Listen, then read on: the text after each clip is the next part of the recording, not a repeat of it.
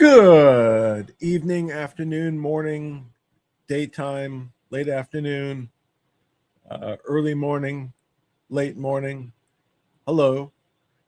So I'm doing a different type of video today. I'm doing it for different people. So part of it is I'm doing it for myself to make a record of kind of my thoughts, which is really for my grandkids, if in fact they at some point in time they want to watch this, in an attempt to be educational, interesting, and discuss places that probably some people don't go, and my thoughts and my somewhat, I think, interesting position. We will see how interesting it is. Interesting position as to it. Um, so, this was a trip that I just went on with my three kids and their spouses and two grandkids, without naming anybody. Hello to, and this is meant for grandkids RM and to J and A and any other ones. And in the future, whenever that happens, if that happens. Um, and that's it. So this is just a record. My father didn't want and I'm not equating this with that, but I thought about it maybe in my head, kind of. My father did a long time ago. Steven Spielberg had a foundation, and he would videotape people and ask them about their experiences during the war and concentration camps, etc. My father did it. I was on the very tail end of it. It was quite some time ago, 25 years ago, plus or minus. So this is kind of my response to that in a way. And again, just kind of a message to my kids and grandkids, whatever, and we'll see how it goes. So the way I kind of, I'm going to give you the lay of the land, how I expect this to go. And this trip occurred about a week ago, so it's pretty fresh in my head, and I was pretty attentive. Tried to be. We'll see how attentive I was. I tried to be attentive on the trip, thinking that I would do something like this. But I didn't take any notes. I kind of just because if I take notes, sometimes I get focus on the notes as opposed to what's going on in front of me. So I decided not to take notes, not to take pictures, just to take it in. And I'm going to talk about that. And these are places I'm sure that most people will never go or have any interest in going. I'm going to give you like the pre-story. So the way it is, I'll give you the pre, why this is interesting, why this is significant to me.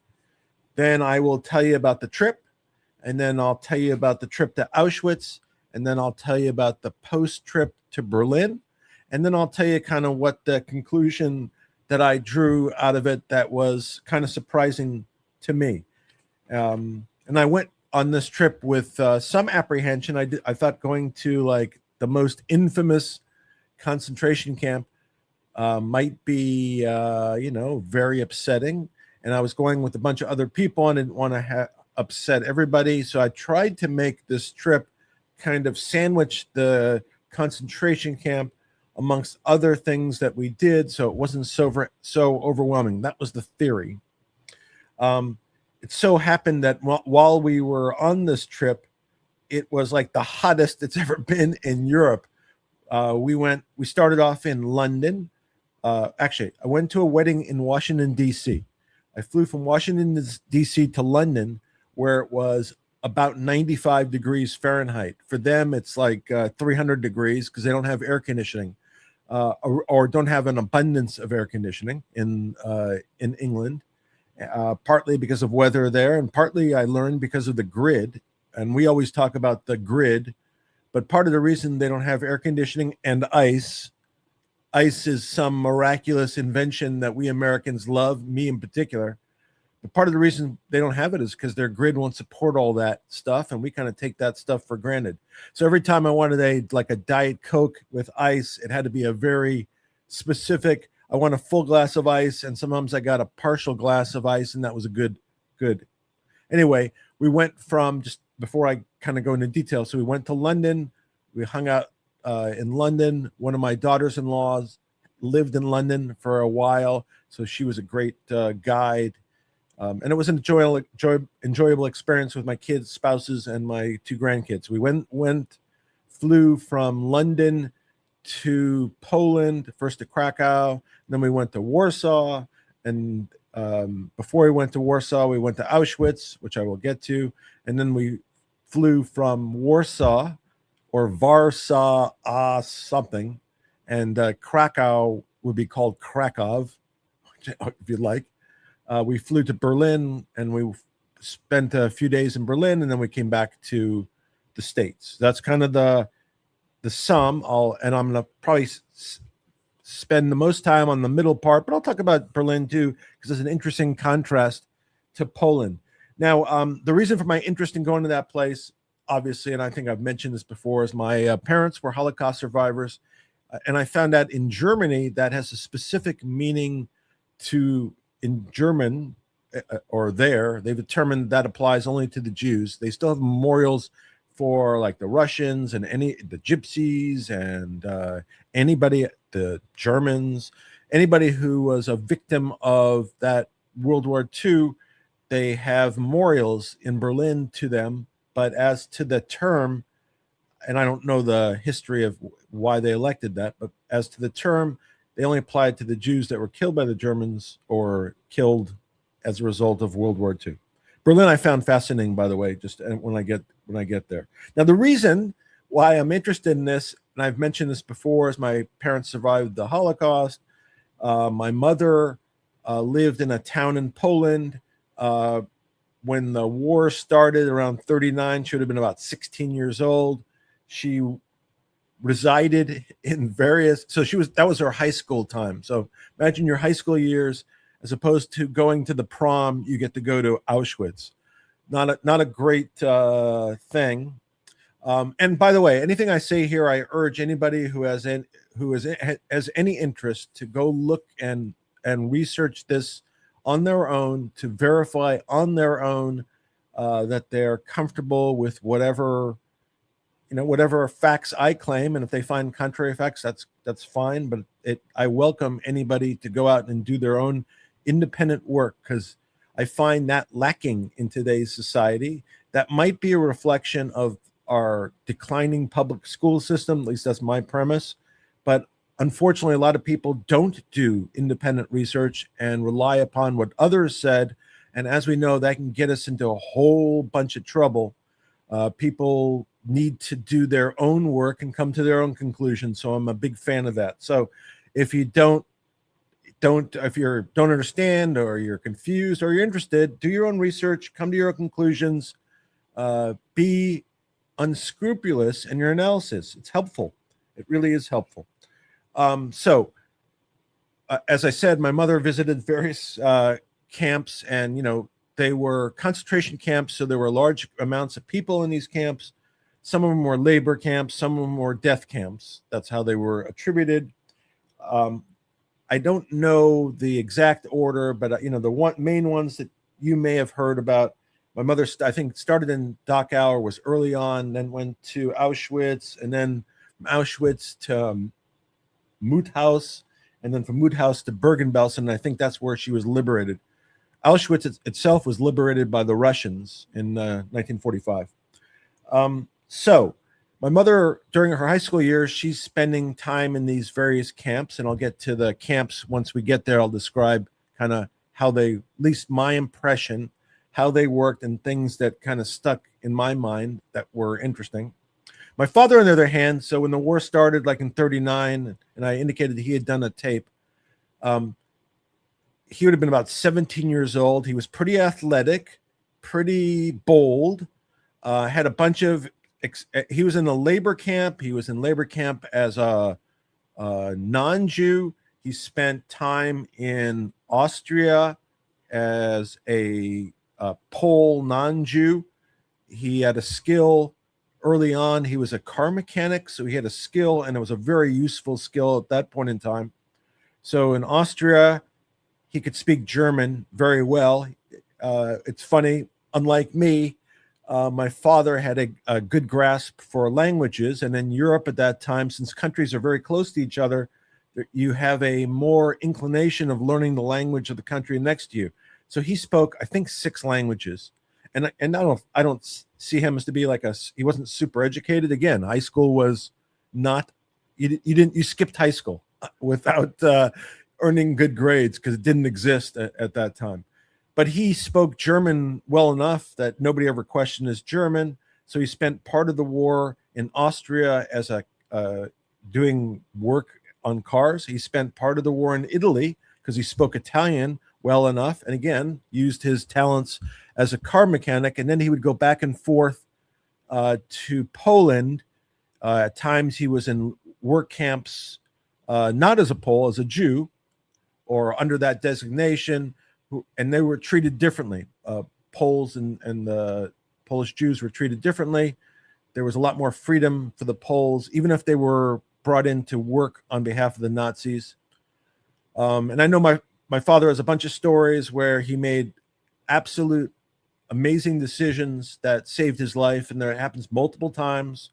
And just lucky, times where he'd find a bullet hole in his shirt, in a jacket, hid in a pile of wood, being chased by various bad guys, we would say. Jumping out of line at train stations, putting on a hat and basically pretending and getting away with it. Being able to use his language school skills with German officers to escape all kinds of situations. And again, made very good decisions. It was very bold and very lucky. So that's kind of the background of my parents. They knew each other before the war. And they kind of stayed in contact during the war. I think my father knew kind of where my mother was during the war, even though they were that young. They met again after the war in 1945 in Bergen-Belsen, where my mother apparently was liberated. And they got married in 1948 in Stuttgart, Germany, in displaced persons camp. So that's the background. Now, growing up, my parents would never set foot in Poland. They had and I'd never been there before. I had very little interaction with anybody from Poland. I had some, but very little. I lived on the West Coast, so I think if you're from Europe, you're more likely to kind of come into the East Coast. So probably less people of that ilk on the West Coast than the East Coast. But my parents had a particular bias against Poles. And they would, and you've heard the term, they would consider themselves different, Polish Jews different than the Poles who are not Jews. And they had a very negative view as to that. Now, when we were in Poland, we took a bunch of tours, and the tour guides seemed to suggest and focused on the fact that if the Pole, and I understand this, by the way, and it makes perfect sense. If you were a Pole during World War II, and you were holding and trying to hide Jews from the Nazis, and the Nazis discovered that, they would not only kill you, but they would kill your family and your animals and burn your house down and make a point of it. So I perfectly understand why, and I would probably have the same reluctance, just to be honest. So I perfectly understand why they wouldn't assist, but the accusations are that beyond that, there were plenty who actually were complicit and assisted, and would turn in Polish Jews to the Third Reich. And I've heard stories of my own family members that were in that situation.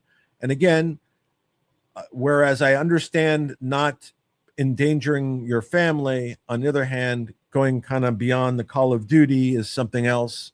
And I think that's where, although I don't know because I didn't have those interactions, but I think that's where my parents' animosity towards Poland lived. And I don't think they ever went back. So after the war, they were married in Stuttgart, Germany, and never went back to Poland.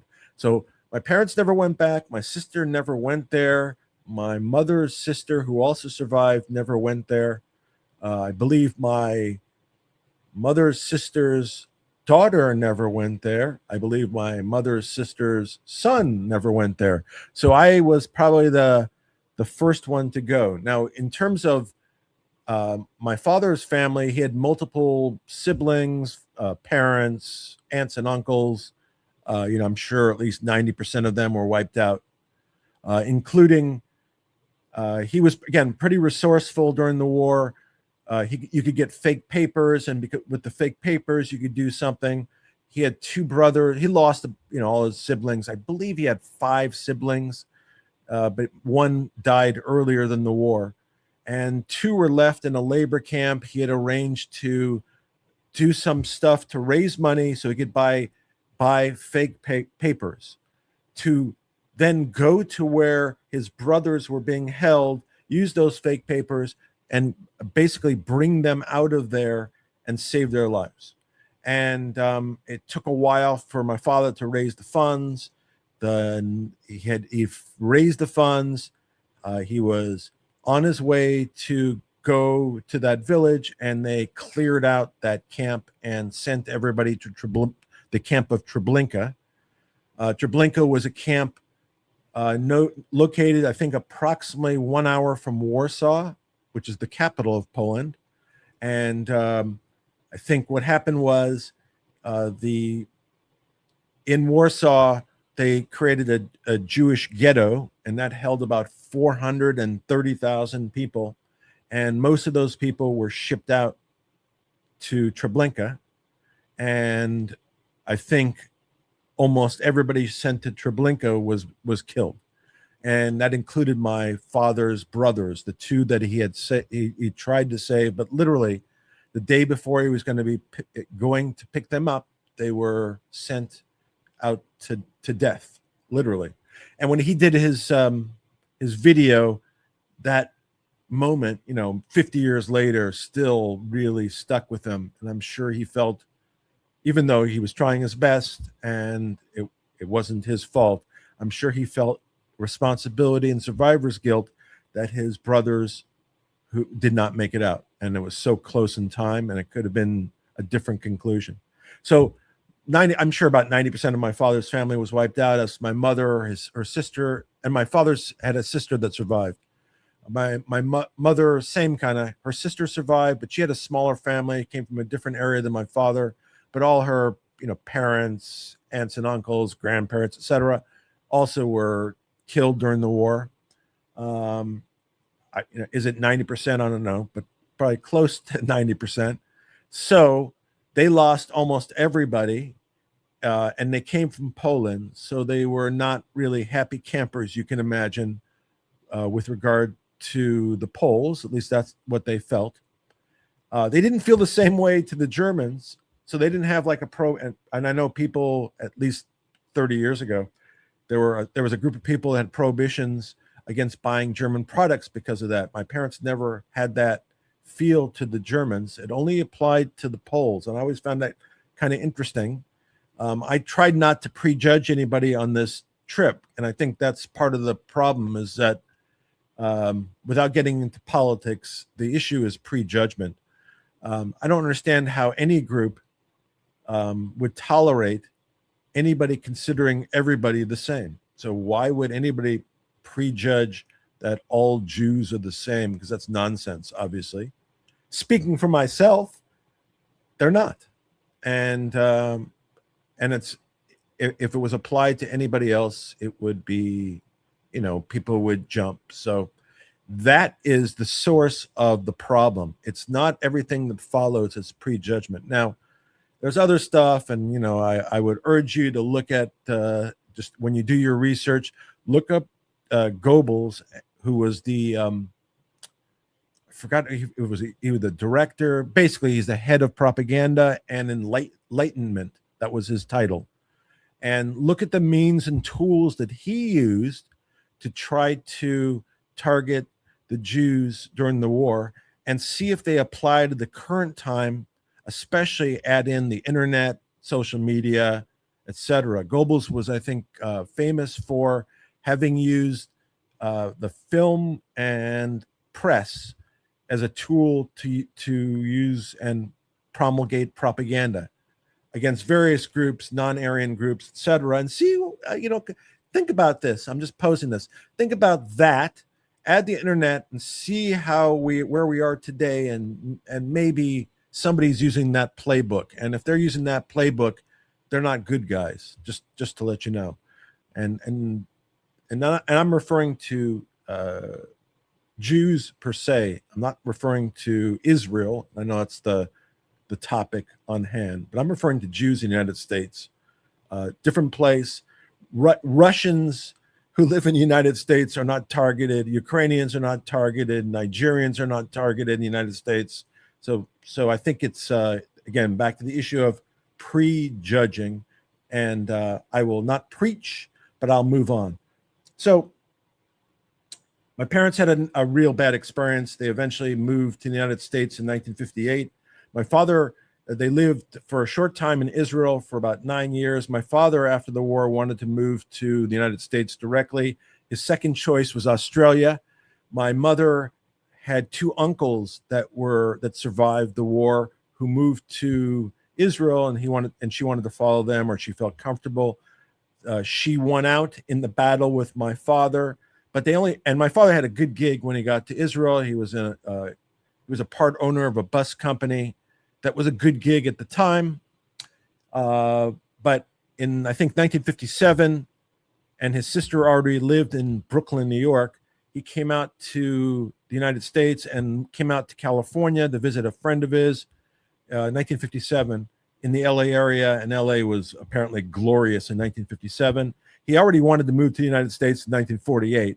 But so now he had a chance to move here in 1957. I think he coerced my mom to move to the United States in 58. And they took a boat over and arrived in Los Angeles November of 1958. I was born December of 1958. And I thank my stars. Really, you don't know how many times I thank my stars that I was born here in the United States. And if anybody appreciates being born in the United States, it is I. And after this trip, and as I continue to talk about it, that was a key point. So I've been wanting to do this trip for many years. My kids were younger. Not all of them were married. For various reasons, the trip didn't happen. I started thinking about the trip more seriously in the last couple of years, just based upon the climate that had arisen, and I wanted my kids to have a more concrete understanding of their background. Now, with a background like I have, I've been all these Holocaust museums, etc., and I've seen all kinds of stuff.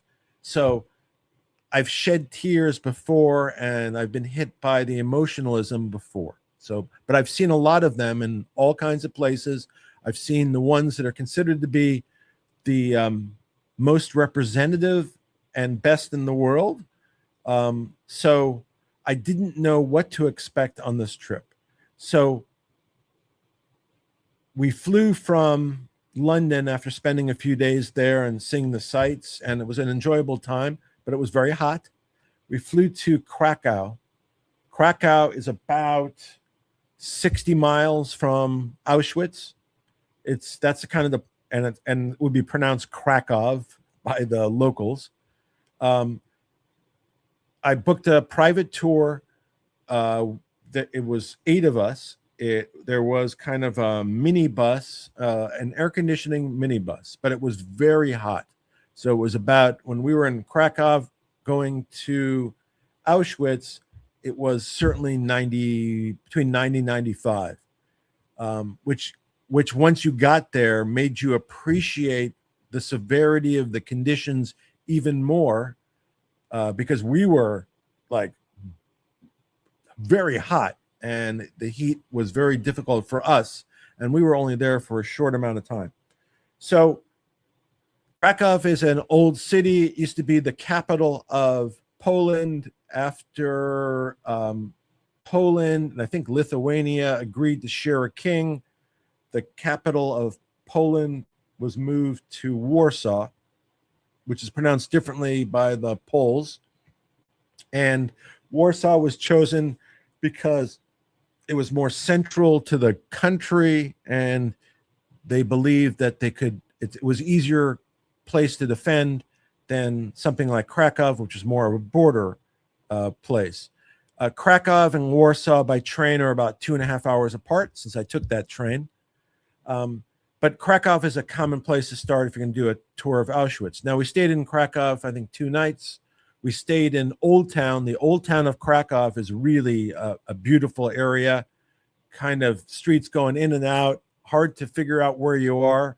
If you were like 25 years old and you wanted to drink and you wanted to date, you can use that however you want to use it. That was a place that you would hang out. Kind of old style buildings. I think it's the largest old town in all of Europe, which is pretty impressive. And it's surrounded by a green belt all the way around. And it's next to a river, because we took a riverboat tour. So we stayed there a couple of nights. And then we got picked up, took that drive towards Auschwitz. Now, the drive is about 90 minutes, 60 miles approximately. We were driving pretty fast. It was a one-lane highway both ways with homes, probably within 20 feet of the highway that were, where we're going high speed on both sides. And Poland was very green, lots of trees, lots of forests. Obviously, Germany was the same way also. London, not so much.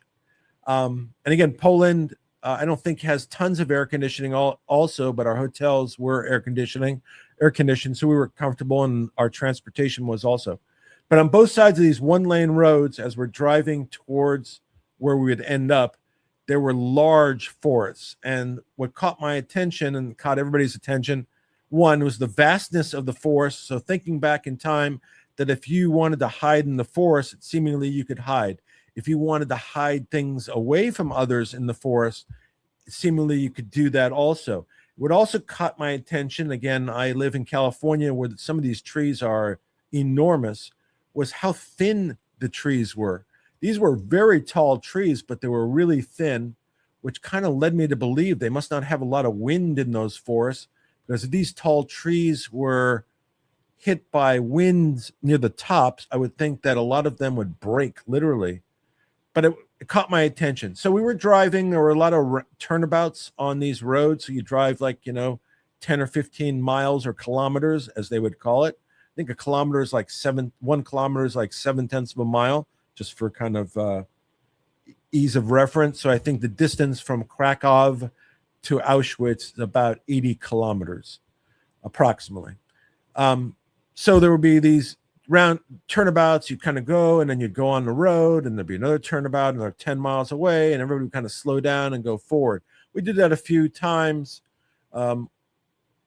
Eventually, we got to Auschwitz, and I will tell you in a second one thing that caught my attention right across the street from Auschwitz. But Auschwitz was not hidden, so it was a camp in a town, not hidden away, so everybody knew it was. And why were they not concerned? I asked this question.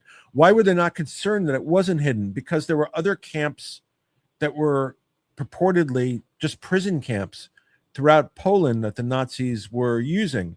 So the Nazis, this is what my guide told me when I asked her. And she was a trained guide who would give tours to college students, etc. This was her gig. She was very good, by the way. She just said it was just another camp, so they didn't think they had to do anything or clear anything out, because these were kind of how they were. So I found that interesting. But anyway, so after kind of taking this 90-minute ride along these forests with these very skinny trees, we arrived at this area, and it's like a little town, and you drive into a big parking lot, and then next to the parking lot is kind of an entry building. And here it was like 94 degrees. The person who drove us there was not the person who gave us a tour, because I think you have to have some kind of license to be able to give tours in Poland. There are certain laws in Poland that you have to be aware of. For example, in Poland, it's against the law to accuse, I don't know if it's just the Polish government or Poles, of being complicit in any of the acts of the Nazis. I don't know what the penalty is, but I think it's a significant penalty. And it's just the way it is. And in Germany, I don't think you can have any kind of Nazi memorabilia. I think the Nazi party is illegal, and you can be sent to jail for having Nazi memorabilia. So it's kind of interesting the contrast between the two. So we get to the town that holds Auschwitz, and I cannot pronounce the town, Ozizim or something like that. It starts with an O, and you can look all this up. And eventually, a tour guide meets us and takes us in, and you kind of go through the camp. What's interesting about this camp is it one, if you want to find out, people are there's Holocaust deniers, et cetera, and others who question the information comes from the Germans and the Poles, not from the people that were held captive. The Germans take responsibility. I mean, if you go to Germany, the Germans take responsibility openly for what happened during World War II, and the Poles are clear about it too. They just have a different view in terms of responsibility. But in terms of the factual background, there's nothing contested. I don't know where that arose in the U.S. It seems bizarre to me that the people that were involved in the event declare one thing, and the people that were not involved and have no information would declare something else. I would go with the people that ended up taking responsibility for the events. I can't imagine that someone would take responsibility for this event if they weren't responsible. It's not like having won a gold medal and having that. It's not that type of thing. So you kind of go through, the first thing that strikes you is that everything's intact. So there's all kinds of buildings that are intact, and they're fairly nondescript. The way you actually enter into the camp is, and you've probably seen this in the movies, there's a sign that says Arbeit macht frei. It's in German, which means work makes you free. And you've probably seen that sign in some war movie showing an entrance to Auschwitz. It was kind of less impressive than I've seen in the movies, to be honest, which kind of surprised me. Now, again, I'm kind of desensitized to all this stuff because I've seen all these Holocaust museums and memorials, and I've heard about it and have a background in it. I'm sure if you did not, it would send chills down your spine. And if you hadn't seen, some of the artifacts that were there and kept, the first time you see human hair and kids' shoes and luggage, it kind of shocking, honestly. And if you've never seen it before, it really will throw you for a loop. It'll make you have a double take. So you kind of start off going in there, and it leads you into a camp, and it gets 95 degrees, so it's very hot. We have water bottles as we're going in. There's some limitation on photography. It's very quiet. There's multiple groups, though, in there. Everybody has headphones on, so your group leader is kind of just speaking to you. Again, we had a very small group, and I set it up that way, so we're just 8 of us. But there were groups, I'm sure, of 100 people, and you kind of have to navigate your way, although our tour guide did a very good job of leaving space to the extent they could between us and the people in front of us. And I've written down a bunch of details, so I'm just kind of going off the top of my head, talking about it. Then I'll kind of go into details. Now I was trying to decide the size of the camp, because you don't walk through the whole camp, and there's a bunch of buildings. Again, most of them nondescript. There was a building where they did experiments on. I think there were 400 women where they would experiment on them with anesthesia, and there was a quote unquote a doctor who did that experimentation. So that was a building. There were buildings where people were housed and punished. And I remember what struck me about that is I'd been to the Salem, in Salem in Massachusetts, and saw where the witches were held, and it was kind of a similar vibe.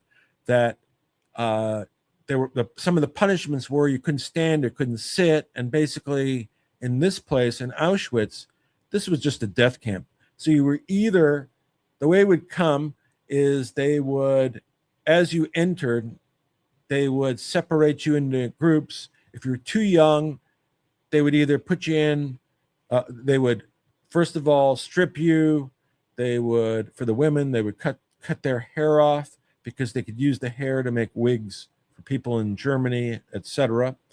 They would take any furniture, any belongings that they could salvage that would be of use. They would send it to Germany. The rest they would just keep on the side, and they just made piles of it. So people would come in. They initially, and lots of them, this would happen to them. They were brought in. They either were shot in the back of the head. They were too old, too young, not useful, and there was a age bracket where you had use for labor. So if you were, let's say, older, and I don't remember the exact spread, but older than 14 or 15, and maybe not too old, they would try to keep you alive at least for a while so you could provide labor. And the men and women were separate in separate sides. So I remember kind of as we were walking from one side of the camp, so I'm trying to put together kind of distances, and I didn't think about it at the time, but if you started from one end of the camp to the other camp, maybe 1,000 yards, I'm thinking, and across maybe 400 yards, I'm guessing, maybe more. And there was a road or a path between that separated one side of the camp from the other side, and there was a fence along the left side. So as I'm walking towards where the commandant lived in his villa and where there was a crematorium. I'm walking from one side of the camp to the other side. On the left-hand side are the women's barracks, and there's a fence line there.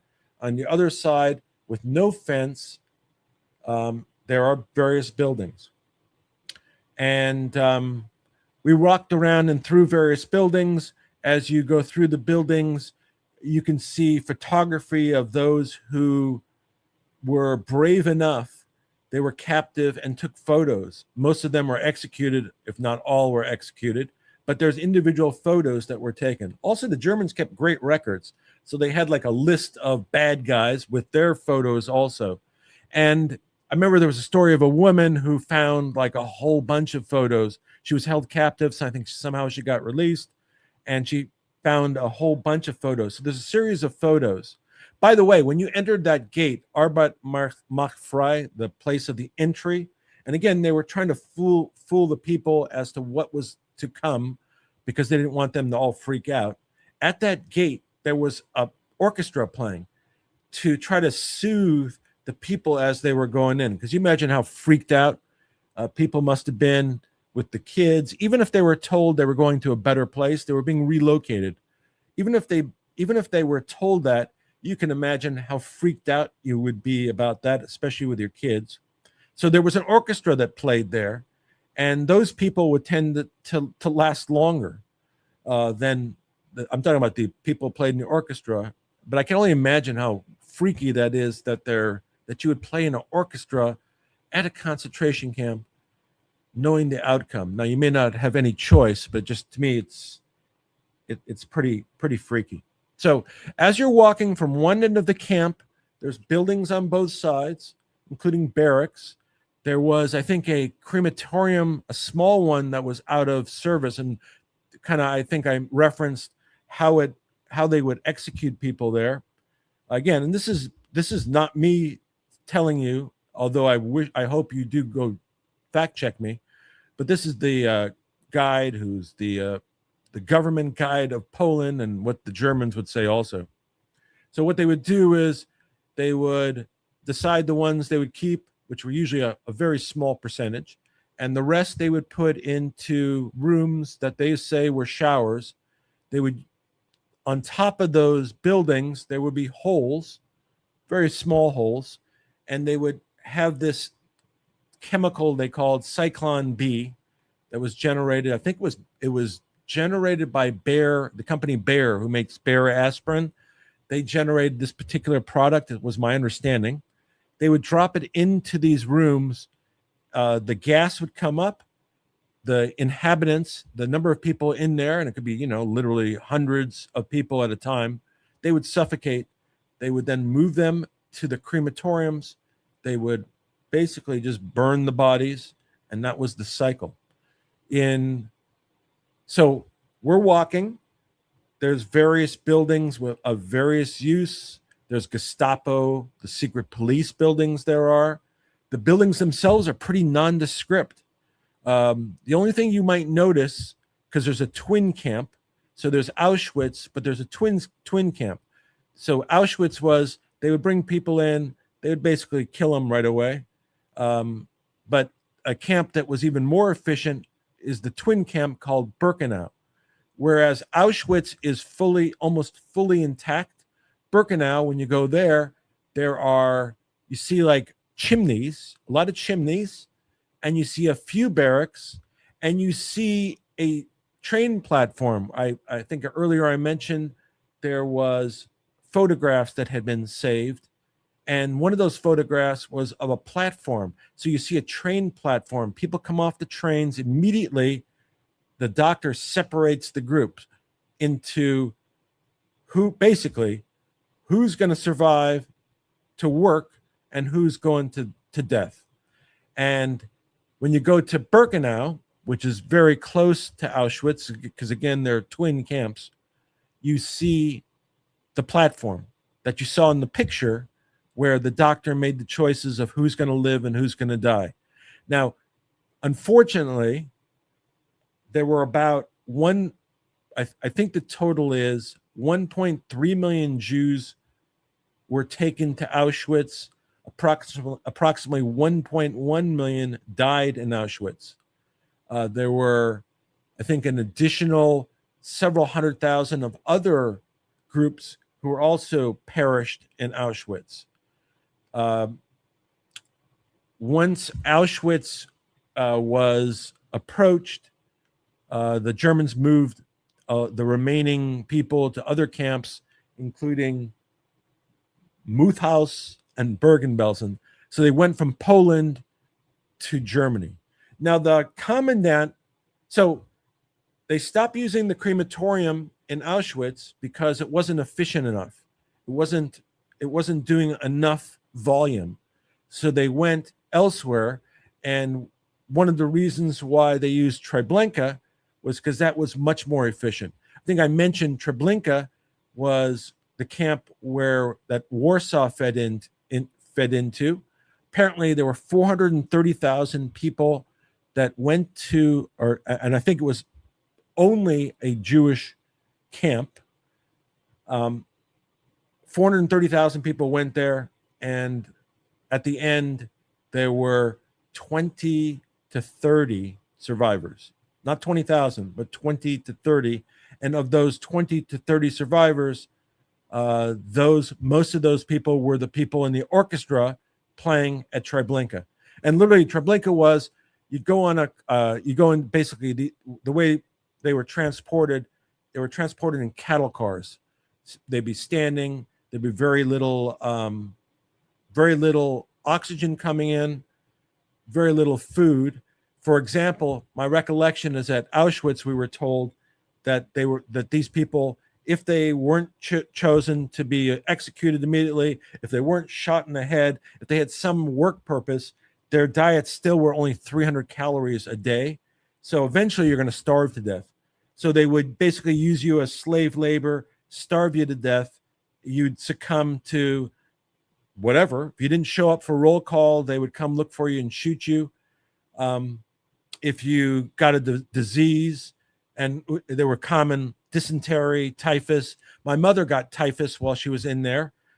Somehow her friends, her sister brought her out to roll call and just basically propped her up. And because of that, and because she was strong, obviously, if she wasn't strong, I wouldn't be here. But she survived typhus in the camp, and apparently that happened frequently. When I was mentioning the Birkenau camp, which is the twin camp where that was strictly an extermination camp, and we went into one of the barracks. And again, you're looking out into a large area. You see these chimneys popping up everywhere. These chimneys were crematorium, a good number of them, but most of them are not intact. What I indicated before was what in Auschwitz, because they stopped using the smaller crematoriums, those were still there. In addition to the records and photographs, the assent by the Germans and the Poles, all the eyewitness statements again. So I'm confused why this is a complicated issue. But one of the places we went when we went to Birkenau, and again, it was hot, really uncomfortable. People are fading. This is like 2.5 hours in. So I'm thinking to myself, we're tourists with water bottles in the summertime, and we're barely making it. And these people who have subsisting on 300 calories, if they've made it this far, if they're not sick, if they're not emaciated, and if I'm sure you've all seen pictures of them emaciated victims, they have to withstand this heat on top of that for could be a year or longer. They have to somehow survive. So we went into a barrack, and I think the barrack, I'm estimating maybe 30 feet by 100 feet maybe, and that held about 400 people. They had some bunks on both sides, 3 levels, and there would be multiple people in each bunk. And there was a lot of sickness and illness, obviously, that went through these bunks because there was no clean water, there was no sanitation, they were all being starved to death on top of everything else, and they were getting all kinds of intestinal diseases. And as sick as this sounds, the weakest would end up on the bottom bunks because everybody would get sick. And if you were on the bottom bunk, that meant you were going to be, unfortunately, suffer the wrath of everybody else's sickness, and you didn't have the strength to compete for a higher bunk. And this was on both sides. And in between the bunks, three high, multiple people, living on 300 calories with no water, no sanitation, there were these concrete blocks that ran the length of the entire barrack, maybe 100 feet, and every about 3-4 feet there was a hole in the concrete block, and that's where everybody went to the bathroom, in that hole. And we were told that the person who got to be responsible for the cleanup, that was considered to be a good job and a protected job. So just imagine that. So it was boiling hot in there. And I was thinking to myself, imagine being in here for months with no food, the sickness that was going on. I don't see how anybody survived if they were in that place long enough. Had to be fortuitous. So I think I mentioned there were approximately 1.1 million of the 1.3 million Jews that were Auschwitz who died at Auschwitz and were either buried, shot, cremated, whatever. But that's what the records reflect. At least the German records reflect. And you can see the German records in there also. It's pretty amazing. Besides the fact I was talking about the photographs taken by some of these brave people and photographs that were found, the German records and the historical records, there's artifacts that are also present when you're walking through these buildings. I mentioned there's luggage, all kinds of luggage, glasses, shoes, all these kind of things, personal items. Remember combs. There was a whole bunch of combs. Remember there was like 2,000 pounds of hair, human hair, which really, the first time you see that, it really throws you back, because you forget that these people, like one of the first things that happened, again, part of it was to mark them so it would be easily to find somebody who was bald, but how humiliating it would be to lose your hair, especially if you're a woman. And it was in Auschwitz, I believe, where they first also started giving, and it was later, to give tattoos, where they would identify you by giving you a multiple digit letter. I don't remember if it was Polish. I don't remember what it was on your arm. And my mother had one of those, and her sister had one of those, where, this is pre-tattoo, but you'd have your identification tattooed without your consent, obviously. And Auschwitz was a place that first occurred. So I was thinking of conditions in the barracks. I don't see how anybody survived in those conditions, honestly. If you weren't shot, if you didn't get sick, if you didn't starve. Somehow, my mother made it out of there. Somehow, I don't know how, but she did. Even though she was sick, she was the right age, she was tough, and fortuitously, she got out of there. So, as I was saying, and I still haven't gotten to the points I wrote down. As you're walking from one end of Auschwitz towards where the commandant lived, again, on your left are the women's barracks with a fence line separating the men. And from that fence line to the other side where the buildings are, and again, pretty nondescript, kind of general institutional buildings, maybe 40 feet from the fence line to the buildings. And then at the end of the buildings, there were some areas where, I remember one area in particular, there was an area that was an execution area where people would be shot. There was a wall, and they would just take people out and shoot them against the wall. And somebody had put, I think there were flowers near there. And then there was an open space beyond that, and then I think another fence line. That's kind of the description. So as we're walking, we see these buildings, and again, they have multiple functions. And then you get to the end, and on your right, there's kind of an open courtyard. And where that courtyard was where the commandant decided to live. And he lived in a villa. Now, he didn't decide to live in a villa off-site. This crazy F decided to live close to the crematorium.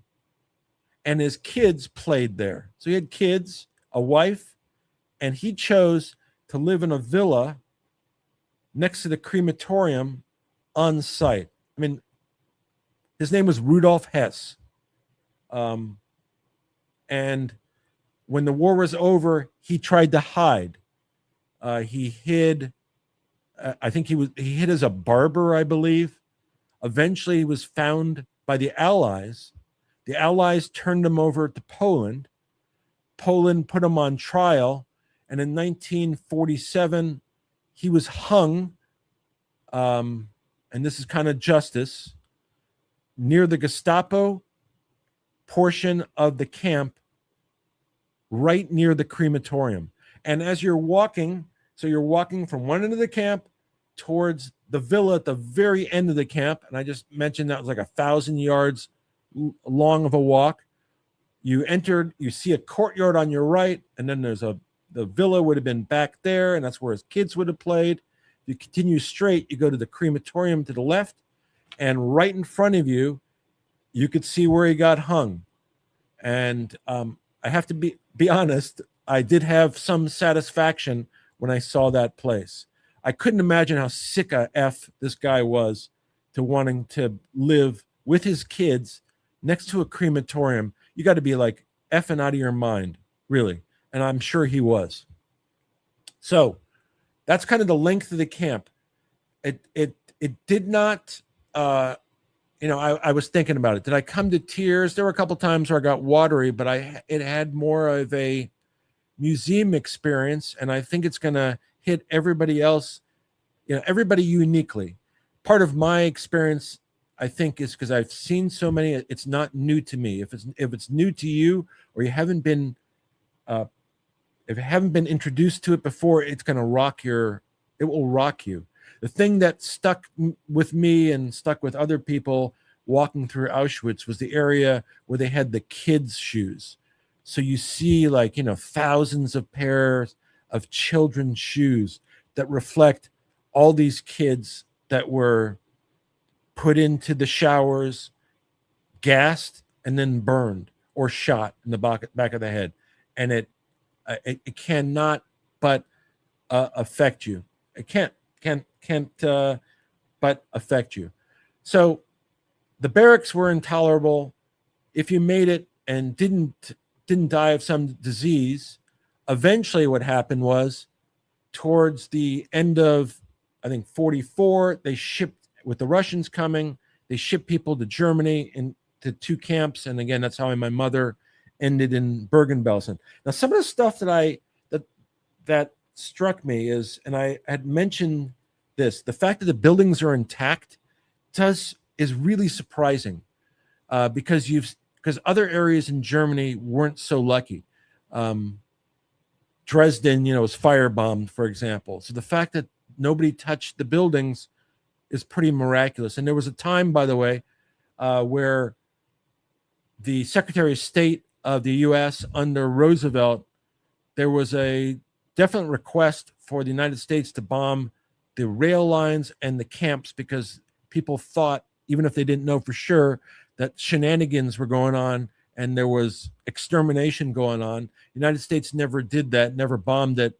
There's accusations that the Secretary of State was kind of a anti-Jew, which wouldn't be shocking, but that's the accusations, that's the why there's reference to that. There was also some ship that tried to come over, was called the St. Louis, that brought a bunch of refugees. It was refused entrance, sent back, and all those people apparently were executed also by the Nazis. So not a lot of great stuff that happened. One thing that struck me, and I don't know why this struck me, but it struck me, that this place is in the middle of a town. I just can't imagine having lived in that town, seeing like smokestacks, being suspicious at some point in time. But what more struck me is we're driving to this place, and right across the street, I see a pizza place, and for some reason, this really shocked me. Of all things, the pizza place across the street from Auschwitz. And I was thinking, I can only imagine, I'm making light of it at this point in time, but this is literally what I thought at the time. I can only imagine, I'm ordering pizza, and the guy says, and I'm going to pick it up. I give me 2 large pepperoni pizzas, but I'm going to come pick them up. Where are you located? Well, go to Auschwitz, and we're across the street.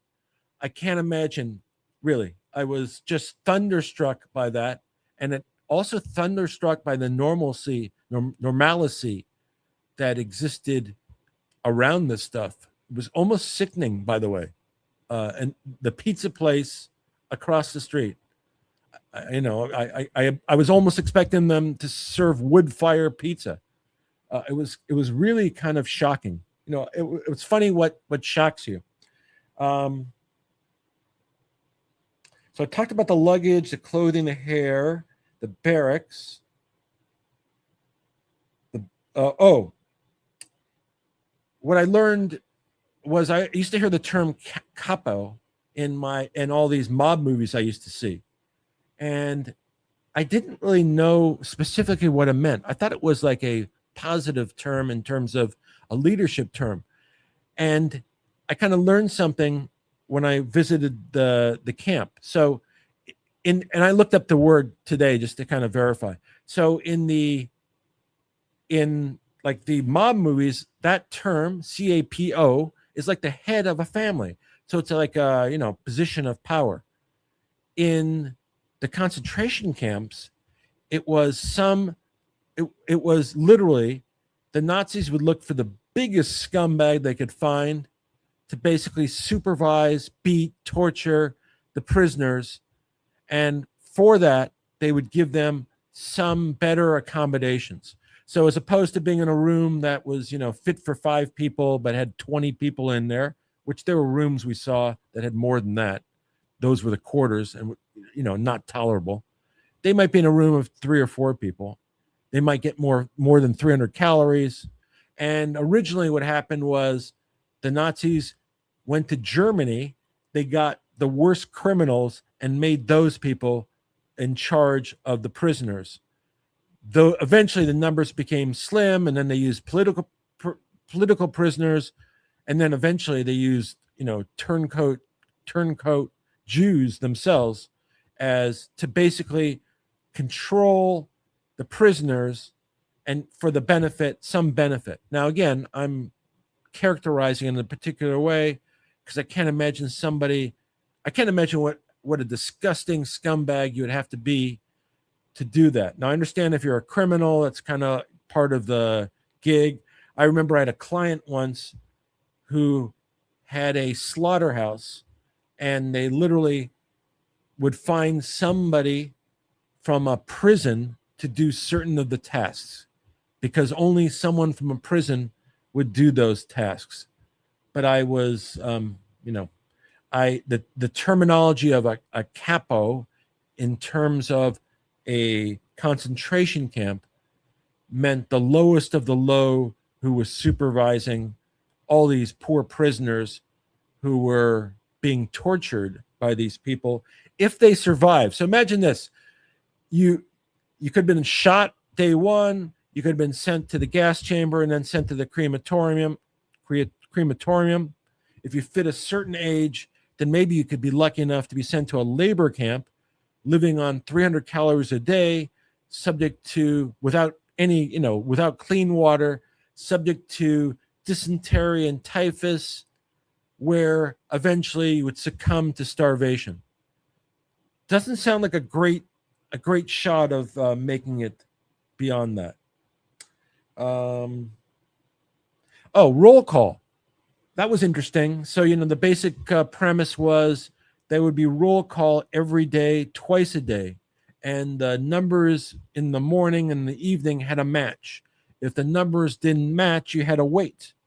And the guards would go check and see, did somebody die, in the afternoon? Is that why there's a difference? Did somebody get shot? So they were telling us this happened. And, oftentimes the numbers didn't match up, because if you're talking about 1.1 million Jews dying in this camp over 3 or 4 years, those numbers would change pretty often. So oftentimes the numbers in the morning were not the same as the numbers in the afternoon. And the guards would have to figure out why there was a difference. And our guide said that on one occasion, the lineup lasted for 19 consecutive hours. That means that all these people who were in the camp would have to stay standing for 19 consecutive hours. Just imagine that. And so what happens if you can't stand for 19 consecutive hours and you fall? Then you're shot and executed. That's the penalty for that. So just imagine the pressure of that, and at some point in time, just wanting to end it. And they said that at some point in time, some people would because the fences were electrified, some people would just jump on the electrified fence because they just wanted an end to this torture, and that's how they had an exit. I mentioned the punishment area that reminded me of Salem, where people were just kind of put in positions that humans are not meant to be in positions. Prior to the war, Poland, which had a population, I think, of approximately 30 million, 35 million, and the population has not grown because their birth rate is very low, and because they lost a lot of people during the war. As of the war, Poland had approximately 3.3 million Jews. Now, we went to Poland recently, and according to my research, so it was 3.3 million before the war. Just think about that. 3.3 million before the war. In Warsaw, before the war, there was about 400,000. Now there's about less than 1,000. All Poland, even though there was 3.3 million, according to Polish and German records, prior to 1939, now there's about 10,000 scattered throughout the entire country. So just a little blip on the radar, and probably decreasing, not growing.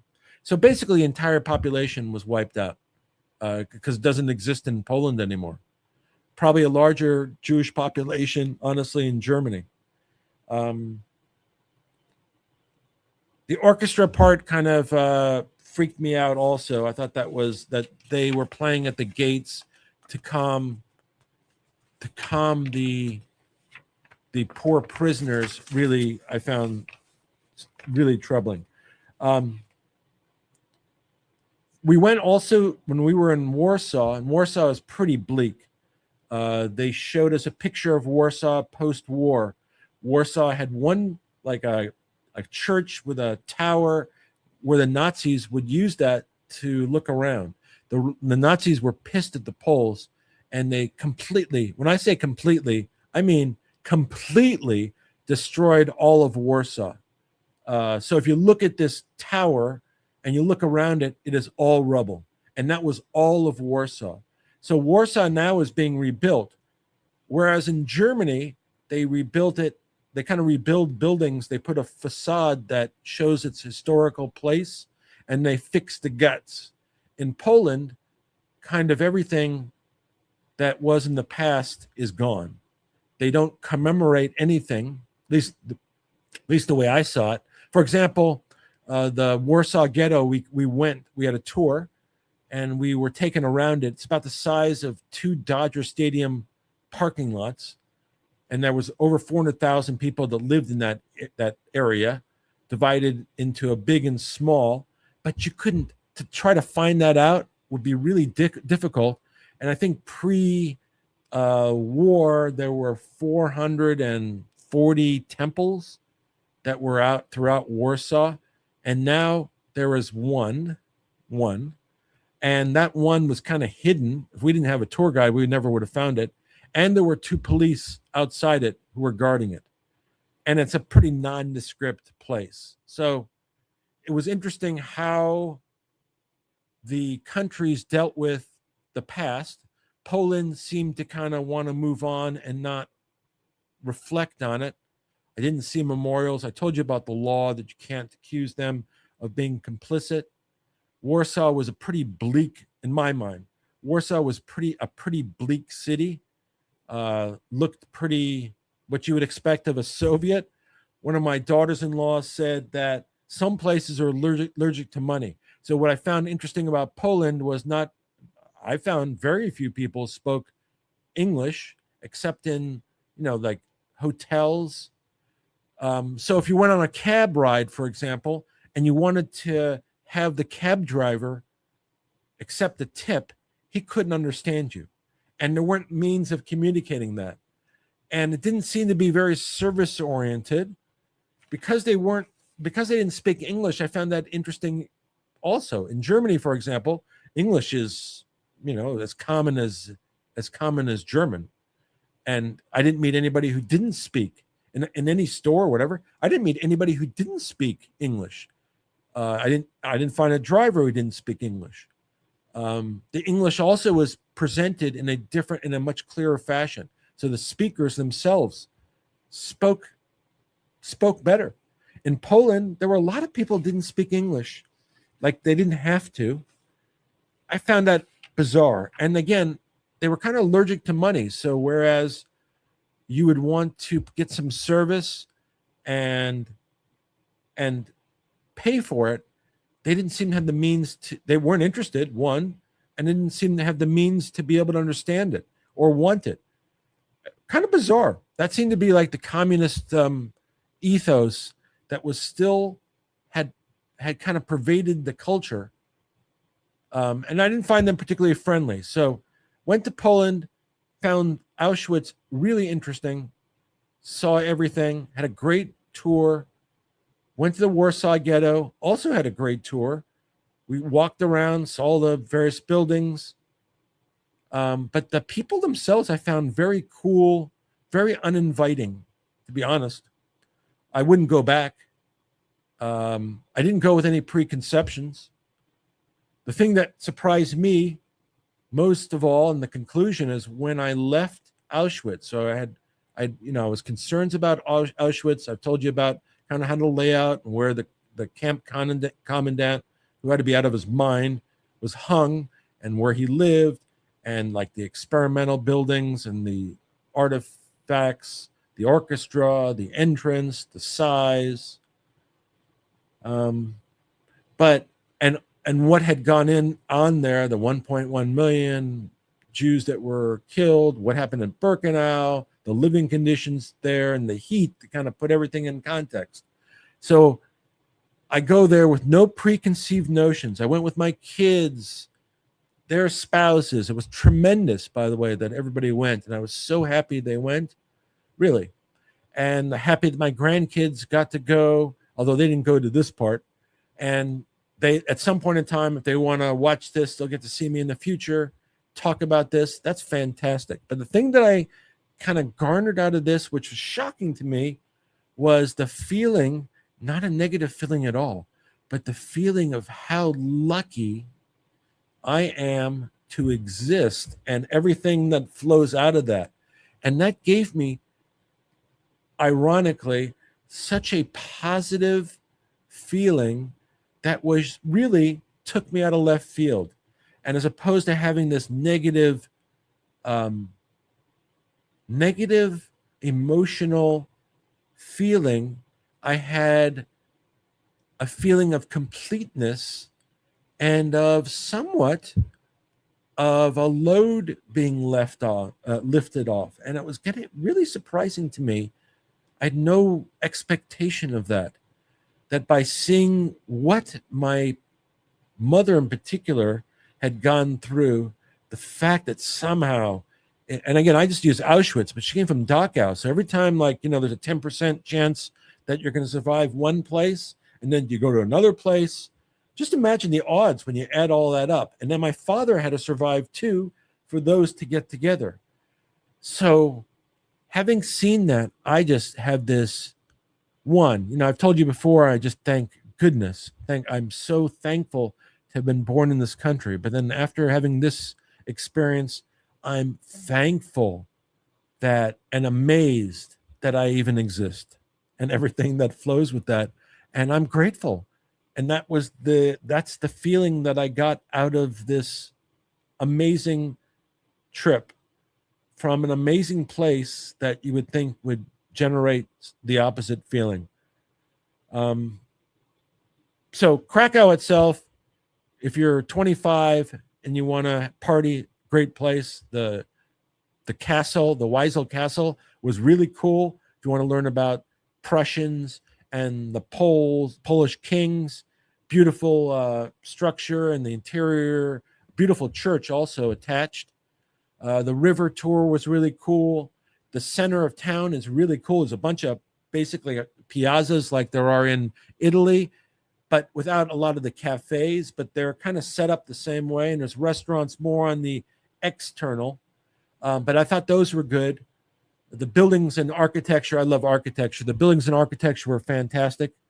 Warsaw, I thought, was kind of a pit, depressing.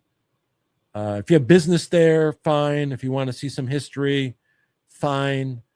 Otherwise, I didn't see much of. I don't see Warsaw. That one just didn't get me. So after Warsaw, so I've kind of talked about Auschwitz. I talked about Birkenau, the twin camp. I talked about Treblinka, from Warsaw, and the platform at Birkenau where the person the doctor made the decisions whether you live or die. The small crematorium that they didn't destroy in Auschwitz because they repurposed it for other things. About where the hanging happened, my mother's typhus, all that nonsense. So after having that experience, again, positive, we flew from Warsaw to Berlin. Never been to Berlin. We stayed at this gorgeous hotel called the Adlon, right next to the Brandenburg Gate. So if you look at history of Nazi Germany and you see by the way, all the stuff I talked about, you probably could find online. I'm sure you could find pictures of Auschwitz and everything I talked about. If you input it, I'm sure you can find pictures because pictures exist. So I'm sure you can find it, and I could testify or attest to the truth of their existence. But we went to Berlin, and our hotel was gorgeous, and it was in the square facing the Brandenburg Gate, the main Brandenburg Gate, because the original Brandenburg Gate, as I saw, was in Potsdam. Potsdam is an area, it was about, I think, 45-minute train ride from Berlin. And what's interesting about Berlin, if you've never been there before, as I had never been there before, is that the East Berlin is much more interesting, at least in terms of historical stuff, than West Berlin, and has been rebuilt. So it's funny. So we were right on the East Berlin side of the Brandenburg Gate. And the Brandenburg Gate is this big gate you've seen before that separated the East from the West. And on our side, where our hotel was, when the Nazis would do all their big performances and you'd see Hitler giving speeches, that's where they happened. When you see these big amount of Nazi soldiers in the streets, that's where it happened. So literally, it would be right outside the hotel I was staying at. I think they indicated that there were times that they would literally go into the hotel to get, to go to the bathroom or get something to drink, etc. So the bigger Brandenburg Gate, I think, was created by one of the later kings, or leaders. I think it was a king. Prussian. Can't go wrong if you say it's a Prussian king, or a Frederick. I think it was a Frederick. The original one is in Potsdam and was smaller, and those two guys were competing, and that's why the one that separates, or formerly separated, the East from the West is much grander scale. Next to it is the American Embassy, I think the French Embassy, and then our hotel. Our hotel was built, I think, in the 1890s. It survived. So a lot of those buildings in that area were bombed, and some were hit. And the ones they hit, they've tried to redone using the same kind of facades and create the same kind of buildings. The hotel I stayed in survived the war. Apparently it wasn't struck, but sometime after the war, there were apparently, this is the story, that there were some Russians who were celebrating in the basement, and they started a fire and it burned the hotel down. The hotel was later rebuilt and it's gorgeous, but it's right next to the Brandenburg Gate. So I found that really fascinating because you get to see plenty of pictures where you see what it looked like in the 30s when Hitler is speaking there. And it's pretty incredible. You also, like when you're in Berlin, if you went through the Brandenburg Gate, so I'm looking at the Brandenburg Gate from my hotel, and if I go through that gate, I go towards a park. And in that park, amongst other things, there's a beer garden, but there's also memorials for various things that happen, including a Russian memorial. So you go to this, and you can go to the Reichstag, where the parliament is, and if you can take a tour of the parliament, and there's a dome there, pretty interesting also, of course. But one of the things I found interesting was having a memorial to the Russians, even though the Russians and Germans obviously had a big to do. And as you go towards the Russian memorial, what you see are two tanks in front and then a big gun. It does catch your attention. The park itself is enormous, goes on both sides of the road, beautiful. Those kind of thin trees that I mentioned, mixed in more with tall trees, run for miles. And at the end of it, there's this huge statue that you've probably all seen. So it's probably a few miles from that statue to the gate, to the Brandenburg Gate. And then once you pass the gate, you'll hit my hotel, and you continue on. You'll go on into Berlin. On one side, there's an area called Museum Island, where they have these amazing museums. Next to it is a university system, and some people are familiar with the system that exists. It's called Humboldt. There were these brothers, the Humboldt brothers. One was a big explorer who traveled all around the world, and his brother, they started a university system in Germany, and all the famous scientists went to these universities, including Einstein, etc. One of the things that they talk, and now and those universities used to be comparable to what the Ivy League universities that we have. At some point in time, there was a brain drain from Germany during the war. I'm sure you're all aware. At some point in time, the Germans kicked out a lot of intellectuals, including a lot of the Jewish scientists. That led to the creation of the nuclear bomb that we used, the space program, and you can see that the Germans never caught up. Their space program never caught up. In fact, the tour guide we were talking about, it was German, said that brain drain has never been filled. And that's kind of one of the reasons that the American science is so far ahead of German science. A lot of people speculated the Germans had not gotten rid of those scientists, that the war may have ended differently. And I don't know if any of you have seen the show a man in the high castle, where the war ended up differently. The Nazis in Japan split the United States. Well, if they hadn't got rid of the Jewish scientists, that may have been the conclusion. But anyway, that university still exists, and I think Germany has a free university system, although not everybody goes there. Apparently, a lot of people don't even go to high school. What they do is they go to some kind of apprenticeship, they learn a skill, and they go for it, make a living like that. Some go to college, but it's a lot lesser number, and those usually free, paid by the state. Humboldt, as I mentioned, was the huge chain of top-notch universities that was in Berlin. Berlin apparently had two of everything, by the way, because there was the East and West. It was like two zoos, two opera companies, two of everything. But Humboldt now is not like at a level of the Ivy League. And Humboldt, the guy, ended up, I think, traveling, as I mentioned, to Mexico and to California. If you've ever been to Northern California, there's a Humboldt County. That's the same Humboldt. And there's a university, I think a state university at Humboldt, that's named after that same Humboldt family. So that family in Berlin touched the United States also, and California. There's also, right next to it, there's an opera house. Again, looks beautiful. These buildings are beautiful. They've been redone. The facades are an old style, but the interiors have been modernized.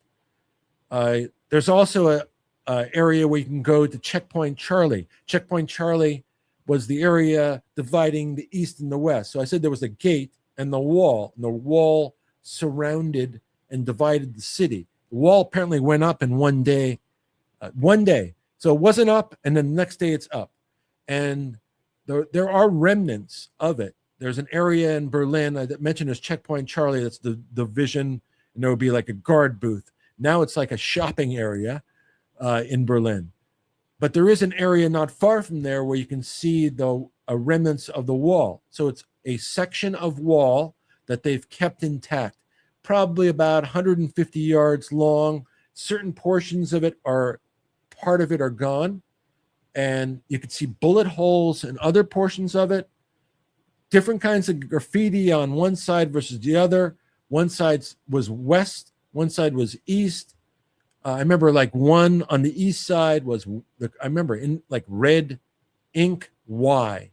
And as you're on the east side of the wall, so the side that was stuck inside, there is an exhibit that tells you and kind of goes through the history of the Nazis as you're looking at this wall. And the wall is really cool. In that, going back to where I mentioned the Opera House, there's a big piazza that doesn't have any cafes on it. But in that piazza, there's a really cool exhibit. During that time, there was a book burning. Apparently, they burned 20,000 books. And there's an exhibit. You look down in the ground, and you see these empty bookshelves. And those empty bookshelves apparently would have contained 20,000 books, the amount of the book burning. I thought that was really, really interesting and really... Again, I find sometimes the memorials that say very little and are not over the top to be really more effective. So, I'm mentioning, besides the wall that I just mentioned, and apparently when people came in after the wall fell, you would be brought in by taxi. They'd give you a little hammer, and you could actually knock a piece of the wall and take it home. If you go to the Reagan Library in California, there's a huge piece of the wall that's there.